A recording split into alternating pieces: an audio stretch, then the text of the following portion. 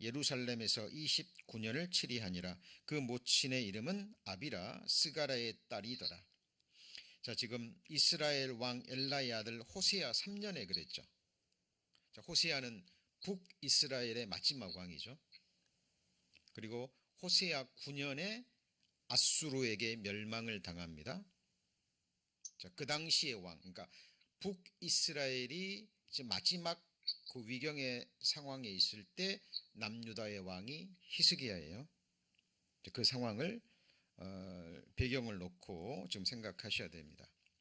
자, 그때 히스기야가 아하스 왕의 뒤를 이어 왕이 됩니다. 그러니까 남유다의 왕 중에 가장 악한 왕이 아하스 왕이었죠. 그런데 히스기야는 아버지의 본을 따르지 않죠. 거기 3절에 보시면 그 조상 다윗의 모든 행위와 같이 여호와 보시기에 정직히 행했습니다. 아세라 목상을 찍으며 모세가 만들었던 놋뱀을 이스라엘 자손이 이때까지 향하여 분향함으로 그것을 부수고 누후수단이라 하였다다. 놋조각이라는 의미입니다. 자, 이 당시가 약 BC 700년경이 기록입니다.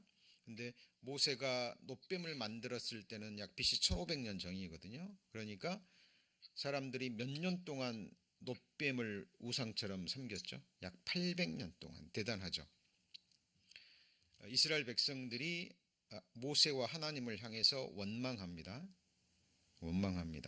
길도 힘들고 먹을 것도 없고 기회만 주어지면 원망과 불평을 토했잖아요. 하나님이 진노하는 가운데 불뱀을 보내죠. 그래서 물게 합니다. 백성들이 이제 죽어가면서 회개하는 사람들이 있었습니다. 그래서 모세를 통해서 기도하게 하죠. 모세가 기도하니까 하나님께서 놋뱀을 높이 다르라. 그러면 그것을 쳐다본 즉 살리라 라는 말씀을 주셨죠. 근데 그 말씀을 듣고 두 부류의 사람이 나왔겠죠. 말 그대로 놋뱀을 바라보고 산 사람. 그런데 자기 생각을 가지고 아니 지금 뱀에 물렸는데 놋뱀을 바라본다 그래서 살겠느냐. 자기 생각을 가지고 바라보지 않는 사람은 살지 않았죠. 죽었습니다. 여하튼 이제 사람들이 그를 바라봤겠죠. 살아난 사람이나 놋뱀에 물리지 않은 사람들도 뱀에 물려서 죽어가던 사람들이 놋뱀을 봤더니 살아났거든요. 한순간에 사람들이 그 놋뱀을 우상처럼 여겨버립니다. 대단하죠. 놋뱀에게 능력이 있는 게 아니라 뭐에 능력이 있습니까? 하나님의 약속의 말씀에 능력이 있는 거죠. 그렇죠?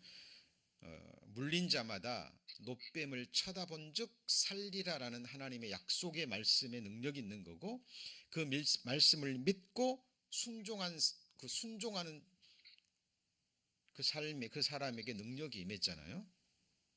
놋뱀 자체는 아무런 능력이 없는 거예요. 근데 이스라엘 백성들은 보이는 놋뱀을 우상처럼 섬겨버립니다. 800년 동안. 그런데 히스기야는 대단한 사람이죠. 대단한 사람입니다. 왜냐하면 백성들이 그렇게 신성시 여기던 거거든요.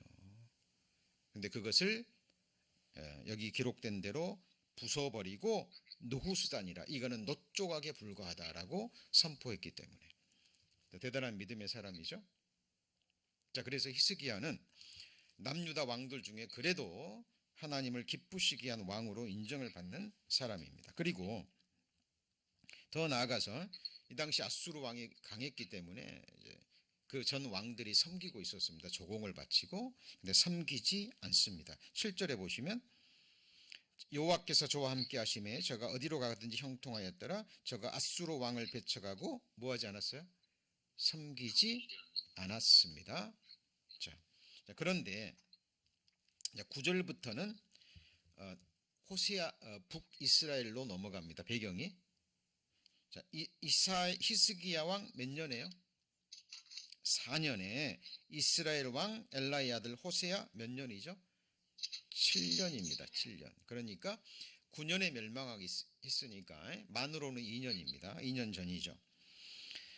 그 아수르 왕 살만 에살이 사마리아로 올라와서 에워싸 버립니다. 사마리아 성을. 그래서 3년 후에 햇수로 3년 후입니다. 함락돼 버립니다.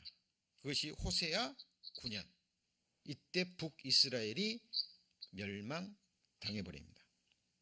자, 그 배경을 하고 있습니다. 자, 그리고 13절 보시면 히스기야 왕 몇 년이죠? 14년. 그러니까 몇 년이 흘렀습니까? 자, 그렇죠.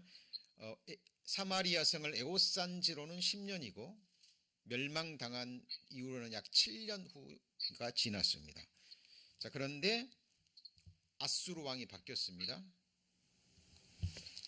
북이스라엘을 멸망시킨 아수르 왕은 살만 에살이었죠. 그렇죠? 그런데 13절에 보면 이스기야 왕 14년에 아수르 왕 누구예요? 산헤립. 자, 아수르 왕이 이제 왕이 바뀐 거죠. 산헤립 왕이 이제는 남유다를 치고 올라옵니다. 자, 이거는 성경에도 기록되어 있지만 실제 이스라엘의 역사입니다. 세계사책에도 기록되어 있는 거예요. 그리고 지금 왕의 이름도 나오고 여기 보면 장군의 이름들도 나와요. 이거는 꾸며낸 이야기가 아니라 이스라엘의 역사적 사건입니다. 그렇죠? 자, 우리나라가 일본 침략을 받을 때 1592년이죠. 그때 우리나라를 침략한 그 일본의 통치자의 이름도 기록되어 있죠. 실제 역사적 사건이 있으지 지금 이스라엘 역사의 사건이에요. 자, 그래서 쳐들어옵니다. 자, 그런데 히스기야 왕이 지금 믿음 있는 사람이잖아요. 그죠? 자기 아버지가 섬겼던 우상들을 다 없애버리고 산당도 재버리고 노뱀도 부숴버리고 했던 믿음의 사람입니다. 그런데 이제 우리가 아수르도 섬기지 않고 하나님을 의지했는데 실제로 아수르 왕이 침략해 옵니다. 그리고 남유다를 도시들을 이제 정복하니까 이 히스기야 왕이 이때도 하나님을 의지해야 되죠. 이 어려운 문제를 가지고 하나님, 아수르가 침략해 왔습니다. 하나님께 묻고 하나님의 도우심을 구하고 하나님을 의지했어야 됩니다. 가장 먼저. 그런데 자, 여기서 아무리 믿음의 사람이라 할지라도 완전한 사람은 없잖아요. 실제로 아수르가 쳐들어오니까 이 히스기야 왕이 은금을 줘버립니다. 무릎을 꿇어버리는 거죠. 심지어는 성전의 벽에 있는 금까지 벗겨가지고 그리고 왕궁에 있는 보물창고에 있는 이 보물을 다 줍니다. 그러면 아수르 왕이 만족할까요? 아닙니다. 거기 15절 볼까요? 히스기야가 이에 여호와의 전과 왕궁 곳간에 있는 은을 다 주고 그때 유다 왕 히스기야가 여호와의 전 문의 금과 자기가 모든 기둥에 입힌 금을 벗겨 모두 아수르 왕에게 주었더라. 믿음 있는 모습이 아니죠. 조금 전에 그렇게 여호와 보시기에 정직히 행했던 히스기야가 어떤 상황이 딱 벌어지니까 이렇게 믿음 없는 모습으로 돌아서 버립니다. 자, 그러면 아수르 왕이 만족하는 게 아니죠. 17절 아수르 왕이 다르단과 랍사리스와 랍사게로 대군을 거느리고 이제는 대군을 거느리고 침략해 버립니다. 그리고 히스기야 왕을 치게 합니다. 자, 그러면 이때라도 히스기야 왕은 어떻게 됩니까? 하나님을 의뢰해야죠. 자, 은금을 주고 보물을 갖다 줬는데 이제 섬기겠다는 건데 만족하지 않는 거죠.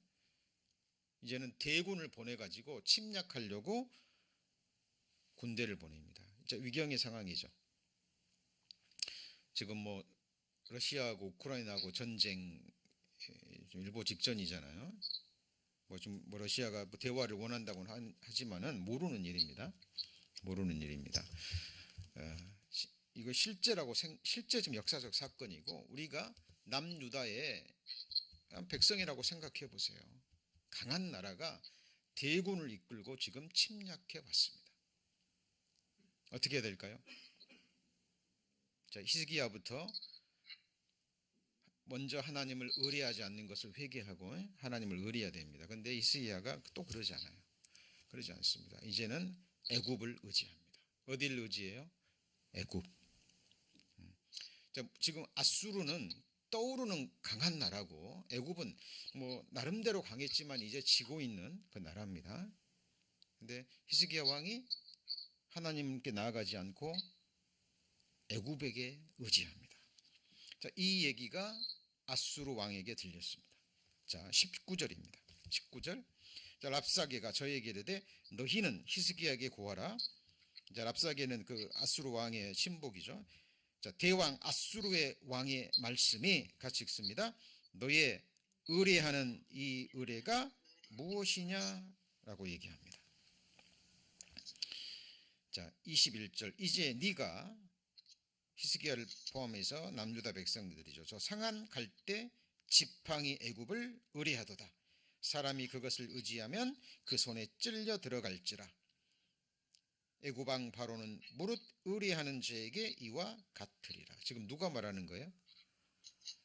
아수르 왕이 지금 히스기야 왕에게 말하는 겁니다.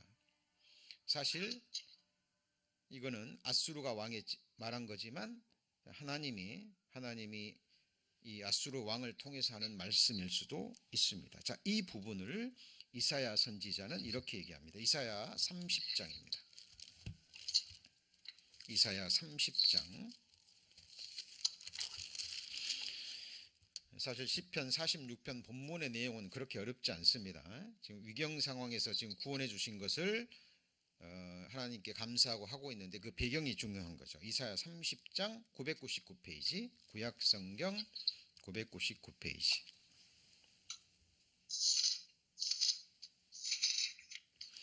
자, 999페이지 이사야 30장 1절입니다.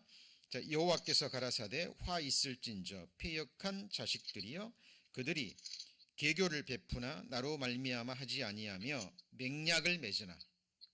히스기야가 애굽에게 의지하고 지금 맹약을 맺은 거죠. 나의 신으로 말미암아 하지 아니하였음이로다. 그들이 누구의 세력 안에서요? 바로의 세력 안에서 스스로 강하여 하며 애굽의 그늘에 피하리 하여 애굽으로 내려갔으되 같이 읽습니다. 나의 입에 묻지 아니하였으니 죄에 죄를 더하여도다. 자, 성경 말씀은 어렵지 않습니다. 많은 사람들이 이런 말씀을 믿고 의뢰하지 않기 때문에 그러지, 어려운 일이 있을 때, 힘든 일이 있을 때 가장 먼저 하나님 앞에 나가서 물어보셔야 돼요. 기도하는 거잖아요. 그렇죠? 이스라엘 백성들. 근데 지금 히스기야, 그래도 하나님 앞에 정직히 행했던 히스기야조차도 어떤 상황이 딱 벌어지니까 어때요? 약해져 버리는 거죠. 약해져 버리는 겁니다. 그리고 일단 자기가 할 수 있는 세상적인 방법을 지금 강구하고 있는 거예요. 자, 잘못된 겁니다. 17절입니다. 7절. 애굽의 도움이 같이 읽습니다. 헛되고 무익하니라. 헛되고 무익한 거죠. 그죠? 자, 그리고 이 당시에 이사야 선지자를 제외하고는요, 많은 선지자들이 거짓 선지자들 있잖아요. 항상 그렇지만. 그죠? 10절 한번 볼까요? 10절. 자, 그들이 30장 10절입니다. 선견자들에게 이르기를 선견하지 말라. 미래 일을 말하지 말라 그 말이죠. 선지자에게 이르기를 우리에게 정직한 것을 보이지 말라. 같이 읽습니다. 부드러운 말을 하라. 거짓된 것을 보이라. 이게 무슨 말이라면 말로라도 좀 위로해 주라 그 말이에요. 그죠? 희망적인 얘기를 듣고 싶은 거예요. 선견자들에게 정직한 것 얘기하지 않아도 좋으니까 부드러운 말을 하게 해달라는 거죠. 마음에 걸림이 되거나 부담이 되는 말은 하지 말라고 지금 요청하는 이런 패역한 시대가 지금 돼버렸습니다. 자, 이런 상황입니다. 이사야 31장도 계속 그 부분을 얘기하고 있습니다. 31장 1절. 도움을 구하러 애굽으로 내려가는 자들에게는 뭐가 있습니까? 화가 있습니다. 그죠? 그들은 말을 의뢰하며 병거의 많음과 마병의 심히 강함을 의지하고 이스라엘의 거룩하신 자를 앙모치 아니하며 누구를 구하지 않아요? 여호와를 구하지 아니하거니와. 그죠? 근데 하나님은 아시는 거예요. 자, 나라건 가정이건 개인이건 정말 우리가 의지해야 될 분은 하나님 뿐입니다. 하나님의 사심을 인정하고 그 하나님 앞에 그대로 마음을 토하는 거죠. 2절입니다. 여호와께서도 지혜로우신즉 재앙을 내리실 것이라 그 말을 변치 아니하시고 일어나서 악행하는 자의 집을 치시며 행악을 돕는 자도 치십니다. 자, 그래서 애굽은 사람이 아니요 신이 아니며 그 말들은 육체요 영이 아니라 여호와께서 그 손을 드시면 돕는 자도 넘어지며. 자, 음소거 좀 해주세요. 음소거 마이크. 지금 제가 여기서 터치가 안 돼서요.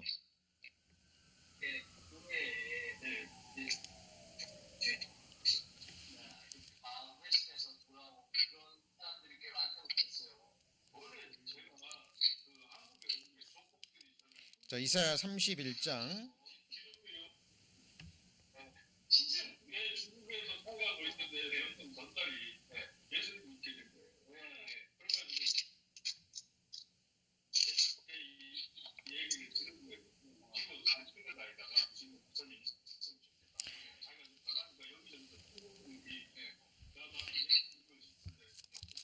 제가 나갔다가 들어와야 되나요?